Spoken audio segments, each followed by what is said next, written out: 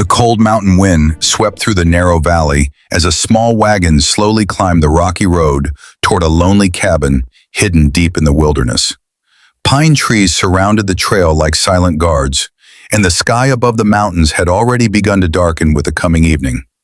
Inside the wagon sat a young woman wrapped in a thin shawl. Her hands were folded tightly in her lap, and her eyes remained fixed on the wooden floor as the wagon rattled over the stones. Her name was Eliza Harper, and today her parents had given her away, not as a bride, not as a daughter beginning a new life, but as a servant. The driver glanced back at her with a tired expression. "Almost there," he muttered. Eliza didn't answer. She had barely spoken a word since the wagon left town that morning. Just hours earlier, she had been standing in front of her parents' small farmhouse while her mother avoided her eyes and her father counted the coins in his hand. $20, that was the price. $20 for their daughter to work as a servant for a widowed mountain man who lived alone, far from town. "You'll have food and a roof," her father had said coldly, "more than we can afford to give you." Her mother had remained silent. Eliza remembered the moment clearly. The sound of coins clinking together had echoed louder than any goodbye. Now the wagon climbed the final hill, and the driver pointed ahead. There it is. Through the trees, a small cabin appeared. Smoke curled slowly from the chimney, and a few stacked logs sat neatly beside the wall. The place was simple but sturdy, built from thick pine logs that looked strong enough to survive many harsh winters. The wagon stopped in front of the cabin. For a moment, nothing moved. Then the wooden door opened. A tall man stepped outside. He was broad-shouldered, with dark hair touched by streaks of gray, and a thick beard that shadowed most of his face. His coat was worn from years of mountain work, and a rifle rested casually against the cabin wall beside the door. His name was Daniel Boone Carter. Most people in the nearby town simply called him the Mountain Man. The driver climbed down and stretched his back. "Got your servant," he called out. Daniel didn't answer immediately. His eyes moved toward the wagon where Eliza still sat quietly. The driver lowered his voice slightly. "Her folks said she's hard-working." Daniel walked closer. Eliza slowly stepped down from the wagon. She was smaller than he expected, thin, fragile-looking. Her brown hair was tied loosely behind her head, and her dress looked worn from years of mending. For a moment, they simply looked at each other. Eliza lowered her gaze quickly. "Your name?" Daniel asked. "Eliza," she said softly. "Eliza Harper." Daniel nodded. The driver handed him a folded paper. "Contract," he said, "signed by her father." Daniel glanced at it briefly before folding it again and slipping it into his coat pocket. "All right." The driver climbed back onto the wagon. "Well, my job's done." Within seconds, the wagon rolled away down the mountain road, leaving only silence behind. Eliza watched it disappear between the trees. That wagon carried the last connection to her old life. When it vanished around the bend, she felt something inside her chest grow very quiet. Daniel noticed the way she stood there, still staring down the road. "You hungry?" he asked. She hesitated. "A little." He gestured toward the cabin. "Come inside." The cabin was warm from the fire burning in the stone fireplace. The smell of stew filled the room, and the wooden table held two simple bowls already prepared. Eliza paused near the doorway. "You were expecting someone else," she said quietly. Daniel looked at her. "Why?" "I heard my father talking," she explained. "He said you wanted a strong worker." Her thin arms shifted nervously at her sides. "I know I'm not very strong." Daniel studied her for a moment. Then he shrugged slightly. "You'll eat first," he said. "Work later." She blinked in surprise. Most men she had known would have started giving orders immediately. They sat across from each other at the table. Eliza ate slowly at first, as if unsure she was allowed to finish the meal. Daniel noticed. "You can eat the whole bowl," he said. She nodded quietly and continued eating. After dinner, she stood quickly. "I should clean the dishes." Daniel shook his head. "Leave them."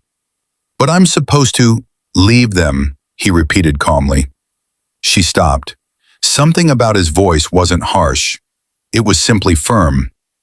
Eliza sat down again slowly. The fire crackled between them. Finally, she spoke again. My father said your wife died. Daniel's expression didn't change. Yes. I'm sorry. He didn't answer for several seconds. Then he said quietly, 3 winters ago. Eliza noticed the way his eyes moved toward the window where snow still covered parts of the mountain ground outside. She was sick? No. He didn't explain further. The silence returned again. Later, that night, Daniel showed her a small room beside the main living area. You sleep here, he said. It was simple but clean. A small bed, a wooden chair, and a window facing the dark forest outside. Eliza stepped inside slowly. Thank you, she whispered. Daniel nodded once and turned away. But before he left, she asked something softly. Why did you buy a servant? Daniel stopped at the doorway. For a long moment, he didn't answer. Then he said something that surprised her. I didn't. Eliza frowned slightly. What do you mean? I asked the town agent for help around the cabin, Daniel explained. Someone to help cook and keep the place in order. She stared at him. My father said you wanted a servant. Daniel's eyes hardened slightly. I wanted help, he said. Then he walked away toward the main room.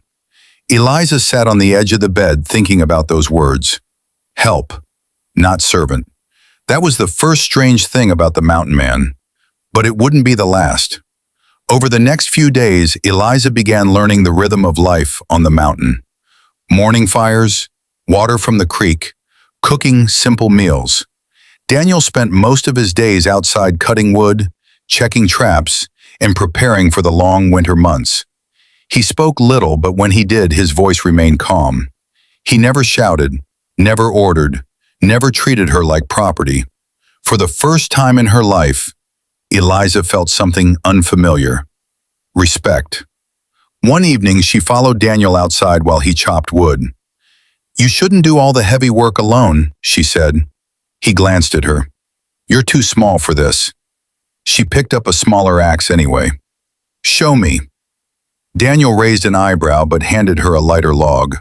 Her first swing barely scratched the bark. Daniel almost smiled. Again, he said. She swung harder.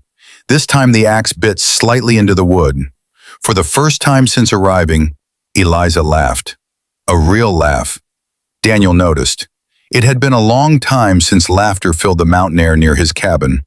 But as the days passed, something else slowly grew between them. Something neither of them expected. Trust. And somewhere deep inside the quiet mountain man's heart, a feeling he thought had died with his wife long ago. But what Daniel didn't know yet was that the people who sold Eliza Harper for $20 were already planning to come back for her, because they had just discovered something shocking. Their daughter was worth far more than they ever imagined. 3 days after Eliza arrived at the mountain cabin, a man rode hard into the small town below the valley. Dust covered his coat, and his horse breathed heavily as he stopped in front of the general store. The townspeople looked up curiously. Travelers were rare this deep in the mountains. The rider climbed down and walked inside. I'm looking for a man named Harper, he said. Old Mr. Willis behind the counter scratched his beard. Harper? You mean Jacob Harper? Lives out near the East Farms. That's the one. The rider nodded and turned back outside. Less than an hour later, he reached the small Harper farmhouse. The place looked poor, even by mountain standards. The fence leaned crookedly, and the barn roof sagged under old snow damage. Jacob Harper stepped outside when he heard the horse. Can I help you? He asked. The stranger pulled a folded document from his coat. I'm from the county records office, he said. I've been trying to locate your daughter. Jacob frowned. My daughter? Eliza Harper. Jacob shifted uneasily. She ain't here anymore.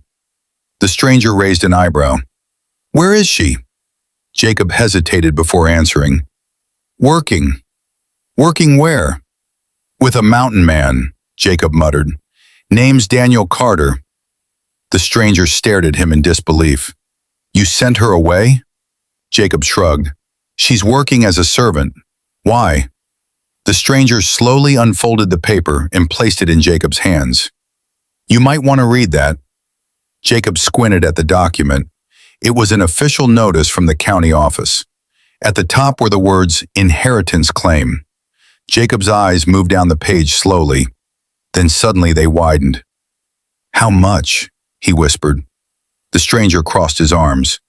Her grandmother passed away last month, owned a large piece of land near the northern valley. Jacob's hands trembled slightly as he read the final line. The inheritance was worth nearly $5,000, more money than Jacob Harper had seen in his entire life. But she's my daughter, he stammered. The stranger shrugged. Then you better find her. Jacob slowly looked up from the paper. $5,000. His mind raced. He turned toward the house. Mary, he shouted. Mary, come here. His wife stepped onto the porch, confused. What is it? Jacob held up the paper with shaking hands. That girl we sent away. Mary's eyes narrowed.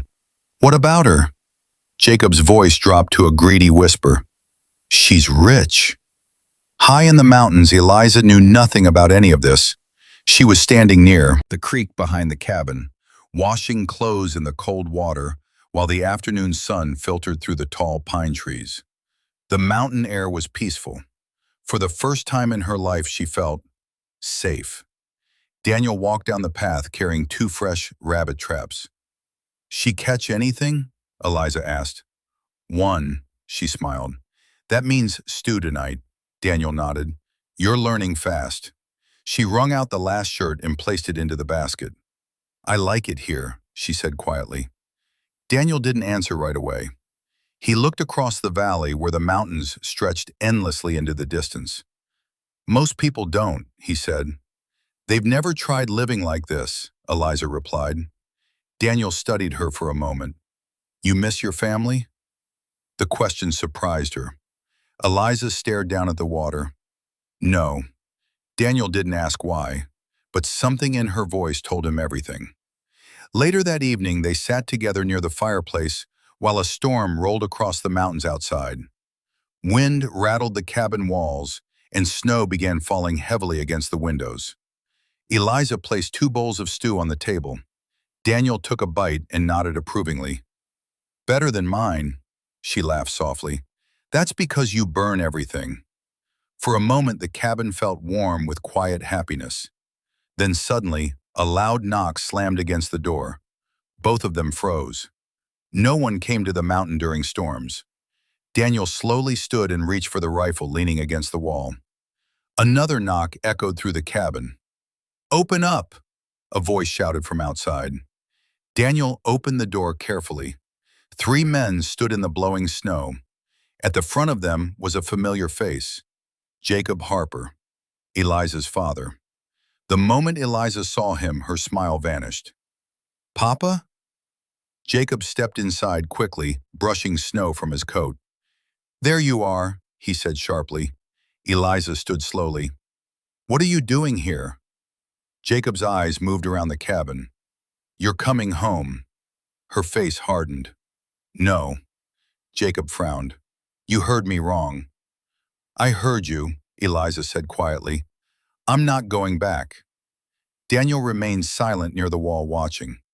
Jacob turned toward him angrily. You the mountain man? Yes. That girl belongs with her family. Eliza stepped forward. I'm not property. Jacob ignored her. There's money involved now, he said impatiently. Daniel's eyes narrowed slightly. What money? Jacob pulled the inheritance paper from his coat. That girl just became worth $5,000. The words hung heavily in the cabin. Eliza stared at him in shock. My grandmother? Jacob nodded. She left everything to you. For a moment, Eliza said nothing. Then she asked quietly, So you came for me because you suddenly care? Jacob didn't answer. The silence was enough. Eliza's voice trembled slightly. You sold me for $20. Jacob's jaw tightened. That was before we knew about the inheritance. Daniel finally spoke. She's not going anywhere. Jacob turned toward him angrily. You don't get a say in this. Daniel stepped closer. She does. Eliza looked between them. Her hands were shaking again, but this time it wasn't fear, it was anger. I'm staying, she said firmly. Jacob laughed bitterly. You think that mountain man cares about you? Eliza glanced at Daniel. He didn't speak, but he didn't look away either. For the first time in her life, someone stood beside her instead of selling her. Jacob saw the look between them. His face twisted with frustration. This isn't over, he growled. He turned toward the door. $5,000 is too much money to walk away from. The three men stepped back into the storm. The door slammed shut behind them. Inside the cabin, the fire crackled softly again. Eliza sat down slowly. I'm sorry, she whispered. Daniel shook his head. You didn't bring them here. She looked at him carefully. They'll come back. I know. And they won't stop. Daniel placed another log on the fire. The flames rose higher in the dark cabin. Then he said something quietly. Neither will I. Eliza looked up at him. For the first time, she realized something important. She hadn't just found a place to work. She had found someone willing to fight for her. And somewhere deep in the silent mountain wilderness, love had begun to grow between the widowed mountain man and the girl who had once been sold like a servant. But the fight for her freedom was only just beginning.